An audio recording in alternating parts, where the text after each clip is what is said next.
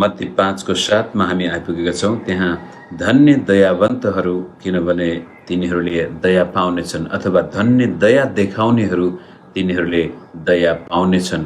र त्यसैको आधारमा मैले आजको यो लाइभ सेसनको डिभोसनको शीर्षक दिएको छु, हामी जे रोप्छौँ त्यसकै कटनी गर्नेछौँ, जे रोप्छौँ त्यही कटनी गर्नेछौँ।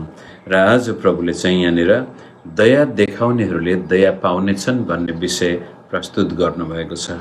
त्यसलाई हामीले हेर्दाखेरि के याद गर्नुपर्ने छ भनेदेखि मित्र, यो डाँडाको उपदेशमा प्रभु येशूले हाम्रो भित्रको चरित्र बयान गर्दै हुनुहुन्छ। एउटा मानिसको भित्र आन्तरिक जीवनमा हुनुपर्ने यी महत्त्वपूर्ण कुराहरू प्रस्तुत गर्नुभएको छ। तर यो आन्तरिक जीवनको परिवर्तन त्यति सजिलो हुँदैन, त्यति छिटै सम्भव हुँदैन। यसको निम्ति धेरै समय पनि लाग्छ, मेहनत पनि लाग्छ, परिश्रम पनि गर्नुपर्दछ।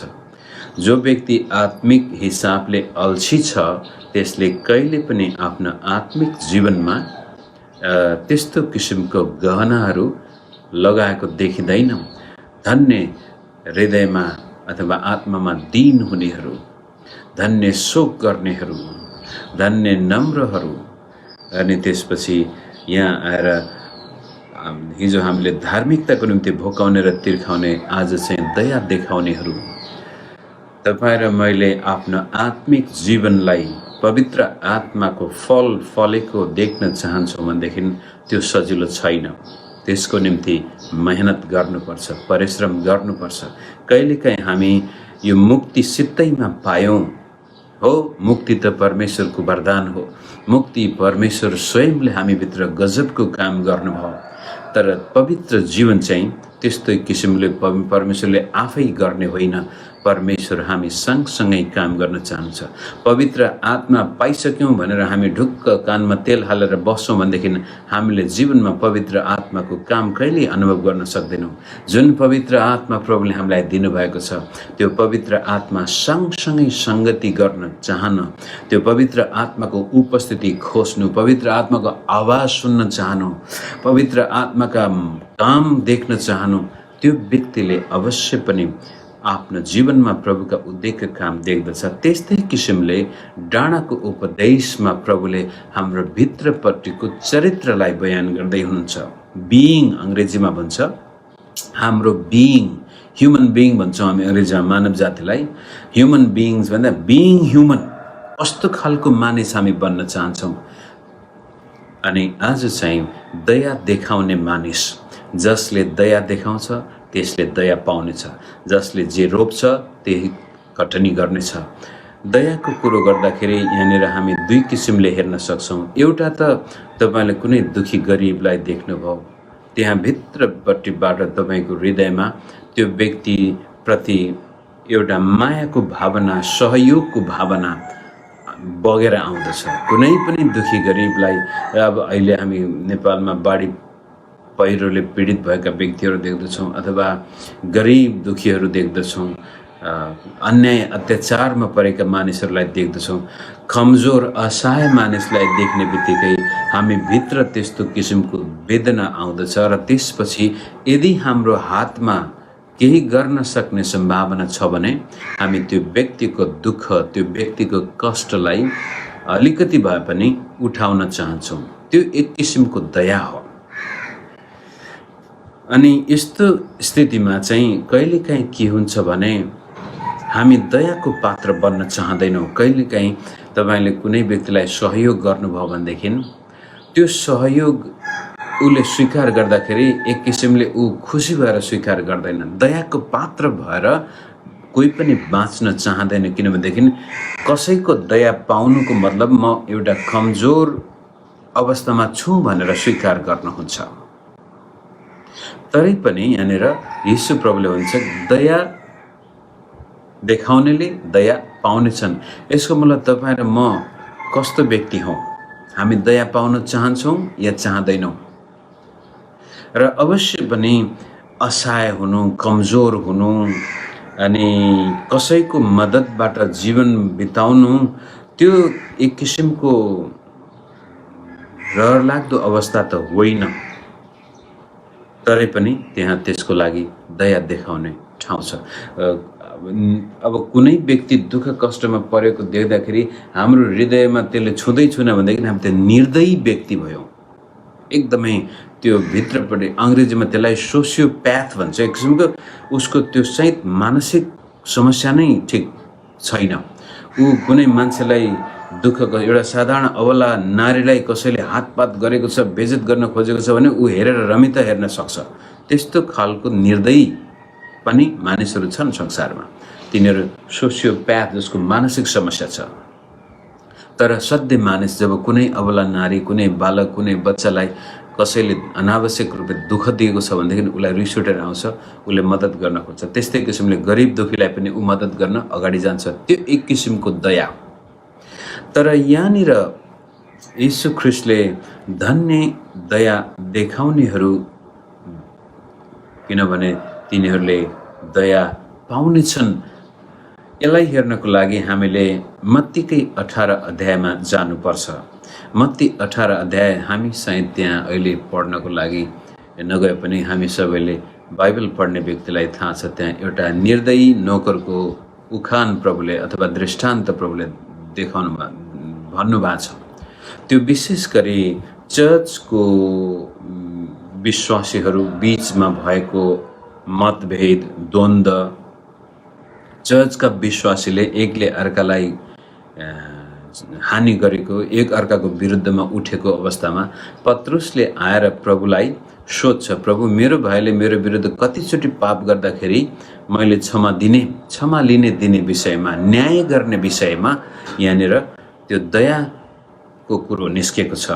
अनि पत्रुसलाई 7 गुणा 70 पल्ट तिमीहरूले क्षमा दिनुपर्छ भनिसकेपछि त्यसलाई अझ स्पष्ट पार्नको लागि यीशु प्रभुले त्यो निर्दयी नोकरको दृष्टान्त बताउनुहुन्छ, जसमा एउटा राजाले आफ्ना नोकरहरूबाट हिसाब किताब माग्छ र एउटा नोकरले चाहिँ 10,000 सुनका सिक्काको हिसाब दिनु रहेछ।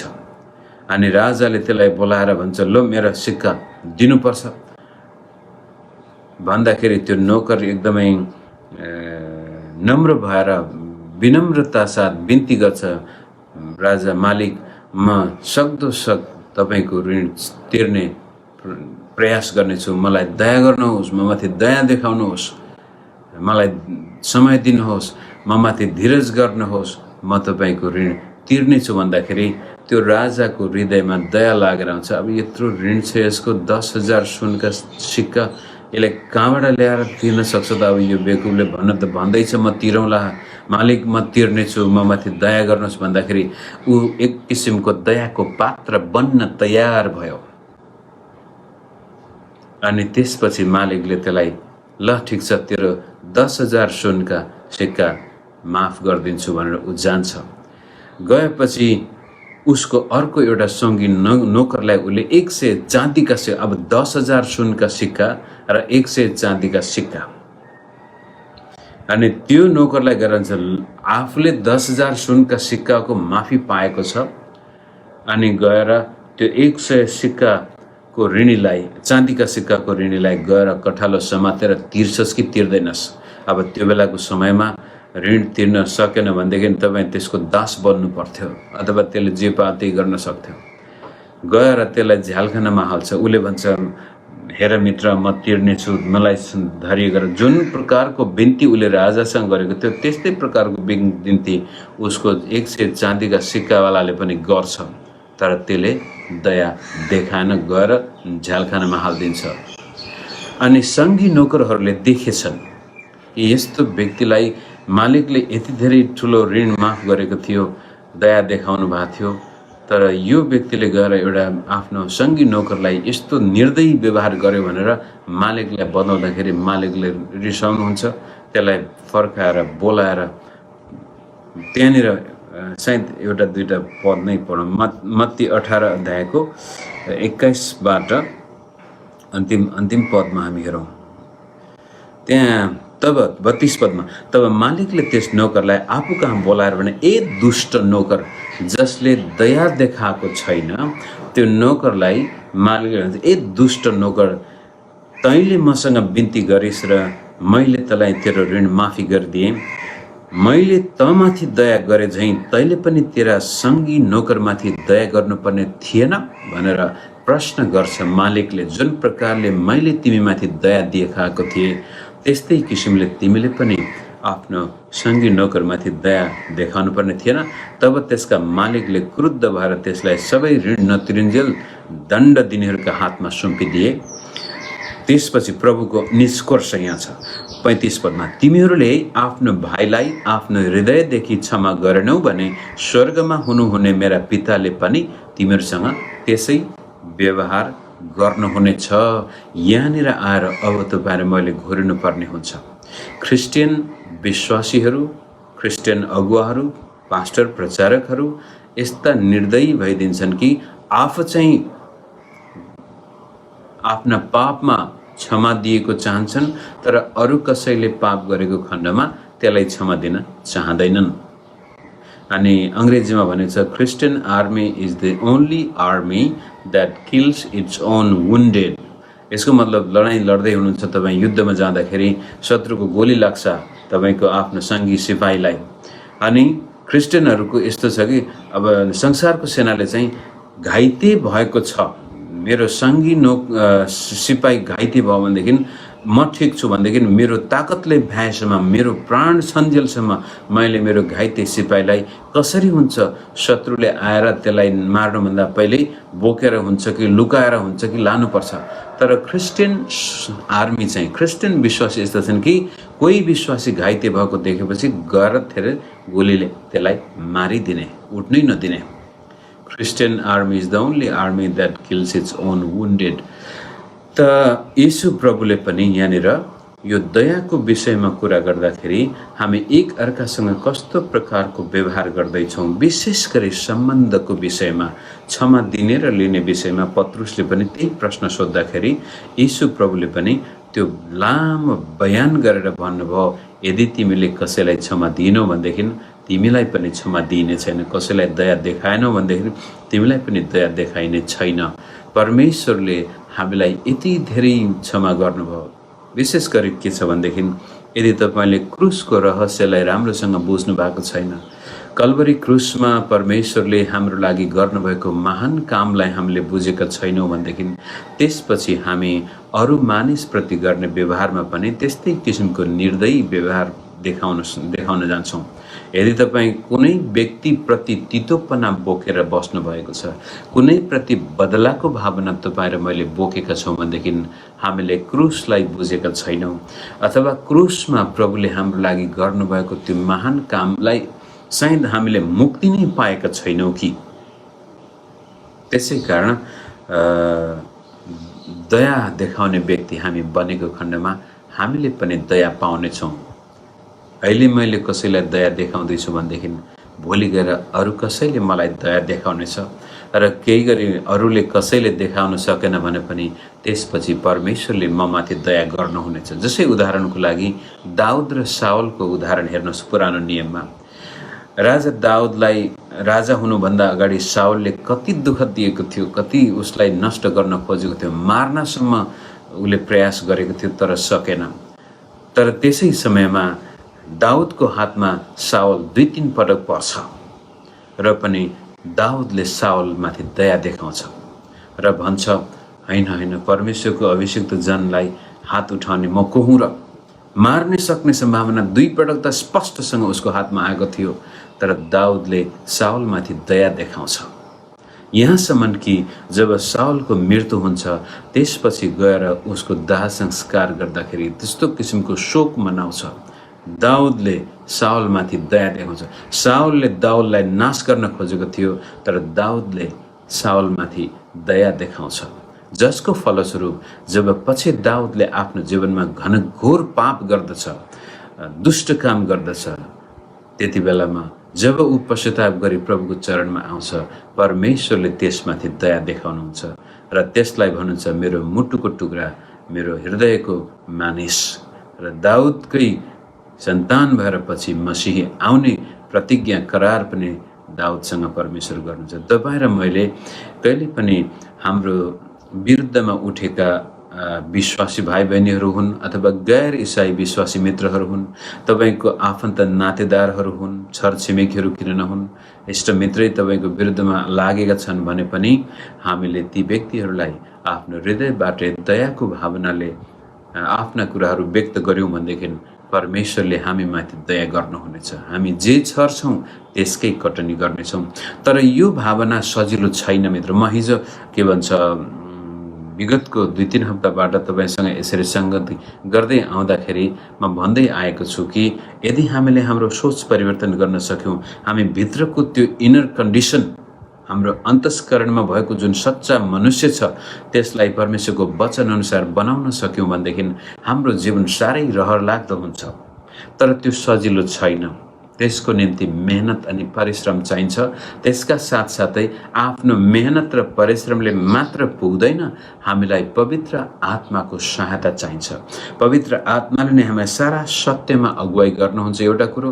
त्यसपछि हाम्रो अन्तस्करणमा हाम्रो आत्मालाई मजबुत अनि बलियो पार्न उहाँ हाम्रो भित्र काम गर्नुहुन्छ। पवित्र आत्माको प्रेरणा पाएको व्यक्तिले मात्रै यस्ता कुराहरू गर्न सक्छ। मानवीय शक्तिमा हामी सम्भव छैन। मानवीय शक्तिमा म दीन पनि हुन सक्दैन। मानवीय शक्तिमा म साँचो पश्चाताप पनि गर्न सक्दैन। मानवीय शक्तिमा म साँचो नम्रता पनि प्रस्तुत गर्न सक्दैन। मानवीय शक्तिमा म परमेश्वरको राज्य र धार्मिकताको लागि भोकाउन र तिर्खाउन पनि सक्दैन र अरूलाई दया देखाउन पनि सक्दैन। यदि म त्यो सक्छु भनेदेखि मेरो परमेश्वरको वचनमा लागेको मन र मेरो हृदयमा मैले पवित्र आत्मालाई दिएको स्थानले निर्णय गर्दछ। त तपाईँको मन पवित्र वचनमा लागेको छ र तपाईँको हृदयमा पवित्र आत्माको उपस्थिति छ भनेदेखि त्यसपछि बल्ल हामी मानिसलाई दया पनि देखाउन सक्छौँ, नम्रतामा जीवन बिताउन सक्छौँ र हाम्रो विरुद्धमा कुनै मानिसले केही कुरो गर्छ भनेदेखि त्यसलाई हामी सजिलै क्षमा दिन सक्छौँ। यो रेसिस्टेन्ट पावर के भन्छ, तपाईँले कुनै चिजलाई धकाल्नु भयो भनेदेखि धकाल्दाखेरि धेरै शक्ति खर्च हुन्छ, तर छोडिदिनु भयो भनेदेखि तपाईँले खर्च गर्नु पर्दैन। हावा बेसरी उताबाट आइरहेछ भनेदेखि तपाईँ हावाको विपरीतमा जाँदाखेरि एकदमै गाह्रो हुन्छ, तर आफैले तपाईँले स्वतन्त्र छोड्नु भने हावाले उल्टै तपाईँलाई हिँड्नको लागि मद्दत गर्दछ। त्यस्तै किसिमले मानिसहरूप्रतिको तितोपना चाहिँ एक किसिमको त्यो रेसिस्टेन्ट पावर, त्यसले तपाईँलाई आराम दिँदैन, तपाईँभित्र सङ्घर्ष हुन्छ। कुनै पनि व्यक्तिलाई, त्यसै कारण खराब व्यक्तिलाई खराबीले होइन भलाइले जित। यसको मतलब तपाईँको विरुद्धमा कसैले केही कुरो गरेको छ भनेदेखि त्यो व्यक्तिमाथि दयालु भएर व्यवहार गर्नुहोस्। उसको दुःख, उसको भित्रपट्टि कहीँ कमजोरी छ, ऊ भित्र टुटेको व्यक्ति हुनसक्छ। त्यो दया तपाईँले त्यो व्यक्तिलाई देखाउनु भएको खण्डमा परमेश्वरले तपाईँलाई दया देखाउनुहुनेछ। मानिसले नै दया देखाउनेछन्। भोलि गएर तपाईँ दयालु अवस्थामा पुग्न सक्नुहुन्छ, एकदमै दुःखलाग्दो अवस्थामा पनि पुग्न सकिन्छ। कसलाई विश्वास हुन्छ र आजको जस्तो छ भोलि त्यस्तै होला भनेर कुनै पनि बेला तपाईँ र म अरू मानिसको सहायताको पात्र बन्न सक्छौँ। त्यति बेलामा मानिसले हामीलाई सहायता गर्ने हो भनेदेखि आज हामीले अरूलाई सहायता गर्नु पर्यो। भोलि गएर हामीले ठुलो भुल गर्न जान्छौँ होला, त्यति बेला अरूले हामीलाई क्षमा दिएको चाहन्छौँ होला भने आज हाम्रो विरुद्धमा भुल गर्नेहरूलाई क्षमा दिनु पर्यो। त्यस किसिमले मित्र, आजको यो डाँडाको उपदेशमा प्रभुले भन्नुभएको वचन, धन्य दयावन्तहरू तिनीहरूले दया पाउनेछन्। याकुबको पुस्तक त्यसको 2 अध्यायको 12 र 13 पद तपाईँले हेर्नुभयो भनेदेखि त्यहाँ पनि यदि म न्याय गर्दैछु भनेदेखि त्यो न्याय चाहिँ दयासँग मिसिएको हुनुहुन्छ। कसैको न्याय गर्नु पर्यो भनेदेखि दया देखाउनु पर्यो। मानिलियो चर्चमा, विशेष गरी अहिले नेपाली चर्चमा एउटा कुनै विश्वासीले व्यभिचार गर्यो, कुनै विश्वासीले गल्ती गर्यो अथवा कुनै पास्टर अगुवाहरूले गल्ती गर्यो भनेदेखि त्यसपछि हामी त्यसलाई न्याय गर्छौँ, अनुशासनमा राख्छौँ। त्यति बेलामा पनि हामीले के चाहिँ बिर्सनु हुँदैन भनेदेखि त्यो व्यक्तिको पनि परिवार, एउटा पास्टरले भुल गर्यो, मानिलिउँ गल्ती गर्यो, व्यभिचार गर्यो भनेदेखि त्यसलाई अब मण्डलीबाट निष्कासन गरेर अनुशासनमा राखेर राख्नु त पर्छ नै, तर हामीले उसको परिवार, उसका छोराछोरीहरू उसको वातावरणहरू सबै बुझिदिनु पर्यो। यदि तपाईँले कुनै पास्टरले एउटा गल्ती गरेर चर्चबाट सेवाबाट निकाल्दाखेरि अब त्यसको भविष्य पनि हामीले हेरिदिनु पर्ने हुन्छ। त अनुशासन त पालन गर्नु पर्यो, न्याय त गर्नु पर्यो, तर त्यो न्याय दया सँगसँगै हुनु पर्यो र दयाले चाहिँ धेरै ठुलो अन्यायमाथि पनि विजय प्राप्त गर्न सक्छ। त्यसै हिसाबले यहाँनिर आज प्रभुको वचनमा धन्य दया देखाउनेहरू तिमीहरूले दया पाउनेछौ। हामी पनि दयालु। तपाईँको परिवारमा विशेष गरी मित्रहरू छोराछोरीसँग व्यवहार गर्दाखेरि कहिलेकाहीँ आमा बाउले छोराछोरीलाई बुझ्दैनन्। स्कुलमा के समस्या भएको हुन्छ, आफ्ना साथीभाइहरूसँग कस्तो समस्या हुन्छ, अनि घरमा आएपछि उनीहरू एकदमै विद्रोही भावना देखाउँछन्, अटेरी भइदिन्छन्। अनि बाबुआमा त्यसपछि त्यो विद्रोही भावनालाई चाहिँ चुनौतीको रूपमा लिन्छन्। त बदमास, त यस्तो गर्ने भनेर उल्टै छोराछोरीलाई हकार्ने, गाली गर्ने, पिटपाट गर्ने पनि हुन्छन्। तर त्योभन्दा उत्तम उपाय चाहिँ होइन, मेरो छोरा र मेरो छोरी के भएको छ होला, यसलाई कहाँ चाहिँ समस्या भएको छ होला भनेर दयाको भावनाले तपाईँ आफ्ना छोराछोरीसँग प्रस्तुत हुनुहोस्। उनीहरूले भोलि तपाईँसँग आफ्ना मनका कुराहरू पोख्नेछन्, बताउनेछन् समस्या के छ, अनि तपाईँले तिनीहरूका कुरा बुझिदिनु भयो भनेदेखि तपाईँका छोराछोरीहरू आफ्नो जीवनमा सफल व्यक्ति बन्नेछन्। तर तपाईँले दया देखाउनुको सट्टामा एकदमै निर्दयी व्यवहार देखाउनु भयो आफ्ना छोराछोरीलाई भनेदेखि उनीहरू विद्रोही भएर झन् भोलि बिग्रेर जानेछन्। लोग्ने स्वास्नी बिचमा पनि त्यस्तै किसिमको समस्या। तपाईँ दयालु हुनुहोस् आफ्ना लोग्ने स्वास्नीको कमजोरीप्रति। मानिलो तपाईँको श्रीमतीले भुल गरेछ, श्रीमानले भुल गरेछ भनेदेखि त्यसलाई रिस्याएर मुरबुरिएर एकदमै बदला लिनको, त्यसले त्यस्तो गर्यो भने म पनि कहाँ भनेर जानुको सट्टामा यदि तपाईँले दयाको भावना देखाउनु भयो, हो ठिक छ बुढा, तैँले गल्ती गरिस्, नो प्रब्लम, म तिमीलाई क्षमा दिन्छु, हो बुढी तिमीले त्यस्तो नगर्नु पर्ने थियो, गरिहालिस् भनेर तपाईँ दयाको व्यवहारले आफैलाई प्रस्तुत गर्नुहोस् न। त्यो परिवार एकदमै सुखी परिवार हुन्छ। भोलि गएर हामी एकअर्काको विरुद्धमा कहिले पनि जाँदैनौँ, एकअर्काको चित्त दुख्ने वचन पनि बोल्दैनौँ, काम पनि गर्दैनौँ। तर दया छैन भनेदेखि त्यहाँ झन्झन ठुल्ठुलो समस्या हुँदै जान्छ। इष्टमित्र साथीभाइ सबैको बिचमा, विश्वासीको बिचमा पनि तपाईँ दया देखाउने व्यक्ति बन्नुभयो भनेदेखि सबैले तपाईँलाई मन पराउनु हुनेछ। त्यसै कारण दया देखाउनु मलाई खालि कमजोर एकदमै दुखीलाई मद्दत गर्ने मात्र होइन, त्यो चाहिँ एक किसिमको दया हो।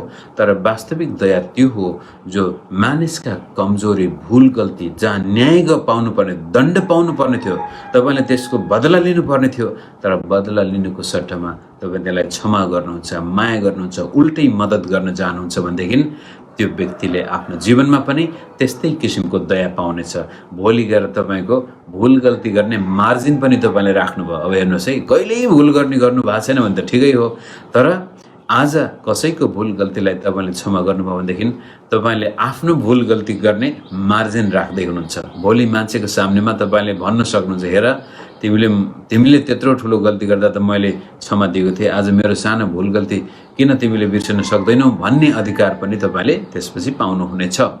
र त्यसै कारण दया देखाउने व्यक्ति बन्नुहोस् मित्रहरू। विशेष गरी चर्चको सेरोफेरोमा, क्रिस्चियन विश्वासीको सेरोफेरोमा एउटा विश्वासीले सानो गल्ती गर्यो भन्दैमा त्यसलाई चाहिँ नरकको किरो नबनाउनुहोस्, बरु गएर सम्झिदिनुहोस्, बुझिदिनुहोस् त्यसको समस्या, र उसलाई अझ प्रभुमा फर्केर अगाडि जान सक्ने व्यक्ति बनाउनुहोस्, र प्रभुले तपाईँमाथि दया गर्नुहुनेछ।